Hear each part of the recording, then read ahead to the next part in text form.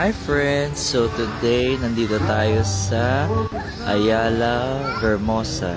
Dito yan sa may Cavite. Alas 6 po ng gabi. Lampas 6 na yan eh. Kakalubog lang ng araw. Ang sarap dyan kasi chill lang. Para siyang VGC. Sobrang laki. Diba? Parang Bonifacio High Street ang style, diba? Sarap dyan mag-gala-gala. May mga nagpipiknik pa nga dyan. And marami rin mga stores na bukas na. Dati kasi nung huli kong punta dyan, halos wala pang nakabukas. Ngayon, ang dami ng mga restaurants, coffee shops, and mga store mismo, mga pang shopping. So, aakyat muna kami sa isang building para pumunta ng Watsons. So, ayan, ano yan? Grabe naman yung zoom niya. Sobrang relax talaga. Ayan. Ayan yung escalator. Ayan yung Watsons. Bibili nga rin akong face wash. Face wash. Kasi, facial wash. Kasi ano, ubos na. Ayun, may parang bowling pa sa time zone. Mini bowling. Kasi mahal. So, basketball na lang. Parang volume. Hindi naman shoot. Marami naman tickets na nakuha sa kaka-basketball. Record natin yan sa ating card. Meron na tayo. Tumataging-ting at 3,270. Hindi ko pa alam kung anong kukunin namin dyan eh. Sa tickets na yan. Ay, ayan. Tinry namin yung claw machine. Ayaw talaga. Hirap manalo dyan, no? Sa kahit saang lugar. Ayan, no? Ilang claw machine yan, no?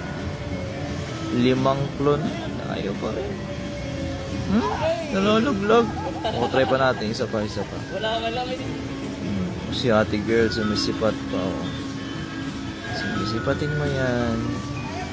Na makuha mo. May technique sila dyan eh. Kaso hindi namin makuha eh. Ang galing eh.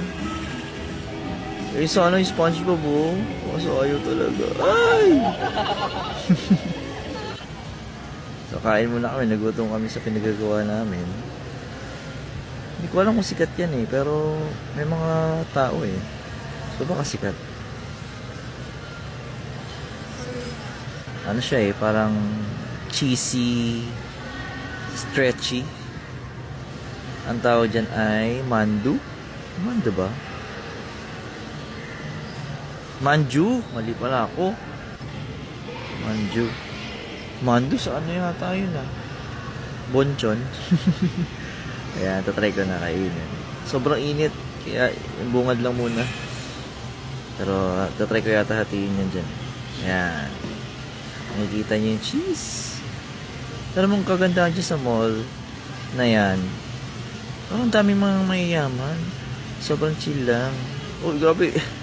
Tulungan niyo po ako. May nakita pa nga kami nakasalubong namin yung artista. Sabi ko parang artista yun. Kasi yun nga na-confirm na ayun ang ex ni AZ. Hindi ko nasabihin kung sino yung kanyang kasama.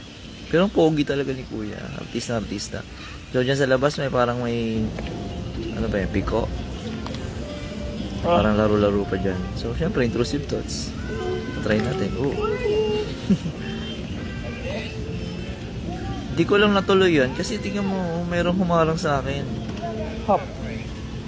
May humarang na. Hop to hop. Bata. Ako dapat dyan eh. Taring lang. Kasi tatay niya nakasunod. Hindi na ako tumuloy. Ayoko na dyan. Sobrang nantok na ako dyan talaga. Wala pa akong tulog. Pero kakain kami. The morning after. Sarap na mga pagkain dyan. Sulit. Kaso medyo mahal. Pricey. Okay lang. Basta mabusog naman. Tsaka ma-relax dito. Morde ako ng kape dyan. Tapos di ko na kinaya. Mabiyahe pa kami pa uwi. Ng Pasay City from Cavite. So yun lang guys. Sarap no. Kain tayo. Bye. Don't forget to like, subscribe, comment for more. Quick vlog lang to. Bye.